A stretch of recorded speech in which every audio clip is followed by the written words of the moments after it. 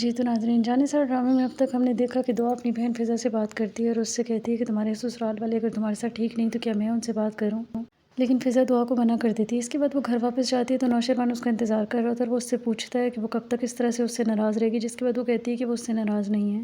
پھر دعا نوشروان سے فرح کے بارے میں پوچھتی ہے اور اس سے کہتی ہے کہ اگر وہ فرح کو اپنانا چاہتا ہے اور اس سے شادی کرنا چاہتا ہے تو اس سے شادی کر لے، لیکن دعا کو چھوڑ دے۔ نوشروان بھی دعا کی اس بات پہ ناراض ہو جاتا ہے۔ اس کے بعد دعا جاتی ہے فرح کے گھر۔ فرح کو بالکل امید نہیں ہوتی دعا کے آنے کی، لیکن دعا فرح سے کہتی ہے کہ تم جو کر رہی ہو بالکل بھی اچھا نہیں کر رہی۔ پھر وہ اس سے کہتی ہے کہ تم تو نوشروان کو چھوڑ کر چلی گئی تھی نا، کیونکہ اس کی شادی کشمالہ سے ہو گئی تھی، تو پہلے تو اس کی ایک بیوی تھی لیکن اب تو اس کی 2 بیویاں ہیں، تو اب تم کیوں اس سے شادی کرنا چاہتی ہو؟ جس کے بعد فرح دعا سے کہتی ہے کہ وہ نوشروان کو اس سے چھین کر یہ دم لے گی۔ پھر یہاں پہ فضا کے سسرال والوں کو دکھاتے ہیں، اس کے سسر اور ساس آپس میں بات کر رہے ہوتے ہیں سنبل کی شادی کو لے کر، اور اس کی ساس پریشان ہوتی ہیں کہ اتنی جلدی شادی کس طرح سے کریں گے، لیکن سنبل کے بابا کہتے ہیں کہ سب ہو جائے گا۔ پھر دوسری طرف سب بہت زیادہ خوش ہوتے ہیں، لیکن سنبل ابھی بھی اس رشتے سے کچھ خاص خوش نہیں لگ رہی ہوتی۔